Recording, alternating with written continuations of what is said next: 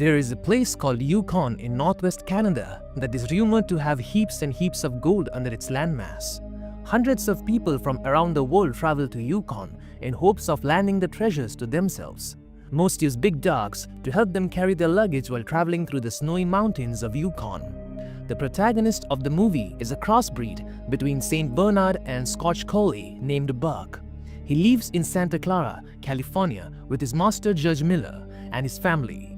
He is a vibrant and gentle dog who is loved and spoiled by everyone in the town. His size in comparison to other dogs is what makes him famous. On the day of the judge's birthday, Buck goes to the market with the housemaid and he chases a cycler. Through the streets, a man eyes him, plans to abduct him and sell him for money. Back at home, several delicious cuisines are being made for the judge's birthday gathering. The cook quickly hides all the food knowing that Buck would destroy it, all if he got a chance. Judge Miller sends him outside the house so he wouldn't ruin the lunch for them. Sometime later, the lunch table is set in the front yard and everyone in the family gathers to take a picture. To their dismay, Buck gets to the table before everyone else and ruins the meal. The judge, who has always agreed to all of Buck's wishes, gets very mad at him and leaves him outside the house at night. The stranger from the market calls Buck towards him and captures him inside a box. The man receives money from someone and sends Buck away in a horse cart. He barks and tries to call for his master in the house, but it's of no use. A while later, he is loaded into a train and is taken far away from his hometown. The box is opened the next day by a man. Buck tries to run away, but the man beats him down to the ground. Buck realizes that retaliating will only get him more hurt, so he sits down quietly. Alongside him, there are several other dogs caged. Since the cages aren't big enough for Buck, the man ties him to a pole and goes outside. Buck takes the opportunity to break the rope and free himself. He quickly runs outside, but his happiness is short-lived when he realizes he is aboard a ship. The ship stops when they reach Yukon, Canada. The place is crowded with people looking for the rumored gold. However, none have ever been able to find the treasure. Buck, who has lived in the dry lands of California in his whole life, has a hard time walking in the snow. He is mesmerized when it starts to snow. He breaks the rope tied to his neck and runs around the crowded area happily. Unlike his hometown, people here get annoyed when Buck crashes into them. One of the many people who are looking for gold is an old man named John Thornton. Buck accidentally jumps into John, but unlike the others, the man doesn't scold him. Buck sees that he has dropped his harmonica and gives it back to him. John is impressed by Buck's intelligence, but before he can talk to him, Buck's owner takes him away. Following that, Buck is kept for sale alongside other dogs. He is the biggest and the heaviest one of all of them. He tries to make friends, but the dogs don't seem to be interested. Then a French-Canadian mail runner named Perrault buys Buck for a dog sled to deliver mail across the Yukon. He shows Buck to his partner Francis, who comments that he is bigger than the dog they wanted. Buck then meets the rest of the dogs from the sled. They are led by the vicious pack leader, a husky named Spitz. Perrault has never been able to deliver any mail on time, but with Buck, he hopes he can make it to the mail depot before the deadline. Although the dogs do not understand, Perrault briefs them about the 500-mile-long journey they are about to start. To pull the load, Buck is tied with a collar that he isn't fond of. Finally, the journey begins and the dogs start to run. However, unfamiliar with the snowy way, Buck struggles to move as fast as the others. He somehow gets the hang of it, but is distracted by the rabbit midway. While the sled goes forward, Buck changes his direction and falls off the cliff, taking the entire cart with him. Spit starts to growl at him for his stupid mistake. Perrault, however, motivates Buck to go along with the pack. At the end of the day, Buck is extremely tired. They finally come to rest in the evening at a camp. Buck doesn't know how long a dog sleeps in the snow and is very cold. He pushes Francis outside the tent and cozily sleeps beside his new master, but Francis chases him out again. Right then, he sees the magnificent black wolf. The wolf is his guardian angel, who is about to help him throughout the trip. The following day, running gets more difficult for Buck as they reach a slippery land of ice. At night, the dogs are given one fish each for dinner. The leader Spitz threatens a dog and takes away his share. Buck simply hands his fish to the poor dog and walks away. The other dogs witness his kindness and look at him in appreciation. One day, after a long day of walking, The dogs are thirsty, but Spitz doesn't let the others drink from the little puddle. Buck breaks out a little bit of ice and creates a puddle for the others.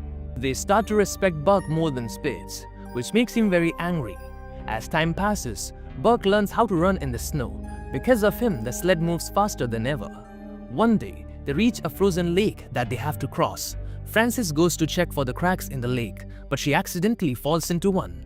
Perrault runs to save her, but Buck beats him to it.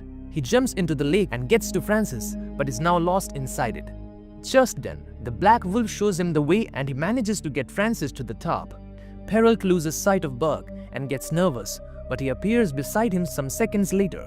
He hugs Buck while Spitz watches them in jealousy. Later that night, Frances, Buck, and Perrault sit around the fire and talk. Frances tells Buck that Perrault's one wish in life is to get the letters to the mail depot in time. She adds that Perrault really believes Buck and that he's the only one who can help fulfill his dream. Spitz watches them talk from afar and lets jealousy get the best of him. Later, he challenges Buck in front of the pack and hits him brutally. Eventually, Buck passes out because of exhaustion. The pack is too scared to stand up to Spitz, but one dog barks at Buck to get up and fight. Buck hears the noise and gets up determined to fight back. He knocks down Spitz in only a few seconds. The others celebrate Buck's win as Spitz quietly walks away from the pack. When their masters wake up the next day, they find Spitz missing. Without wasting more time, they decide to continue the journey. Buck comes in front of the pack as their new leader, but Perrault wants to make another dog lead.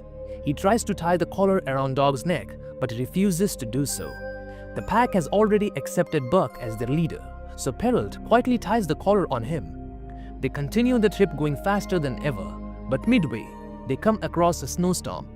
Perrault asks Buck to change the direction to the left, but Buck sees his guardian on the right side and realizes that they have to go right. He doesn't follow Perrault's order and saves everyone from the snow. A while later, they finally reach the mail depot on time. Perrault is beyond happy to distribute the letters to the people. In one of the cabins, John Thornton writes a letter to his wife reminiscing about his deceased son. When John hands the letter for delivery, he recognizes Buck. Perrault receives the letter and finds out that the mail route is being replaced by the telegraph, so his services are no longer needed. He reluctantly sells the dog to a shop, leaving Buck without a master. Then, a man named Hal gets his eyes on the dogs and buys them to use to carry luggage. He ties the dogs to a sled filled with heaps of luggage and a woman. The weight is too much for the dogs to handle, but Hal doesn't want to back down. He asks his brother-in-law Charles to hit the dogs, but John stops them midway. He suggests that they don't start the journey because of a snowstorm is approaching in a few hours. Hal doesn't take this advice and makes the dogs drag the luggage somehow. They soon get tired and fall to the ground because of the weight, which angers Hal even more. He brings out a gun and gets ready to shoot Buck dead, but John stops him again, and enraged Hal leaves Buck with John and continues the trip with the other dogs. John takes Buck home and takes care of him.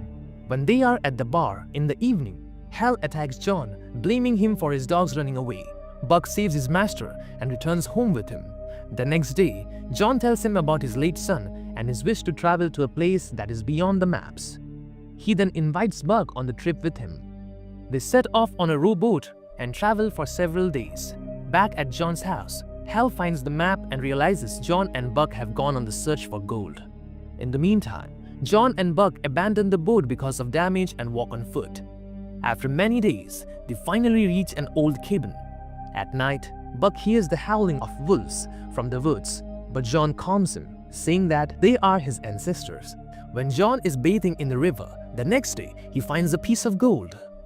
He has finally discovered the treasure of Yukon that everyone is looking for. Buck sees a white wolf running towards the woods and decides to follow her. He tries to make friends with her, but she runs away scared. The next day, he watches the pack of wolves from afar. A wolf falls into the river while trying to hunt, but is saved by Buck at the last minute. The pack finally accepts Buck as their own and welcomes him to the group. Buck starts to stay out with them playing and hunting. He has finally found his home, and John sees that too. Seeing Buck with his family, John decides to go back to his own. He explains to the dog that they will now be parting ways. Buck sadly walks away to his pack after saying his last goodbye to John. However, at night, Hal attacks John and sets fire to his cabin. He has come to kill John and take his revenge. As the two struggle, John gets shot in the stomach. Hal is about to shoot him dead when Buck finally comes to his master's aid. He grabs Hal and throws him into the burning cabin, ending him once and for all. He then sits beside a dying John and stays with him as he takes his last breath. The following day, the white wolf comes to fetch him and takes him away in the woods. As the time flows, Buck has offspring with the white wolf. He becomes the leader of the pack and teaches them not to surrender to their fears. Buck has now become his own master.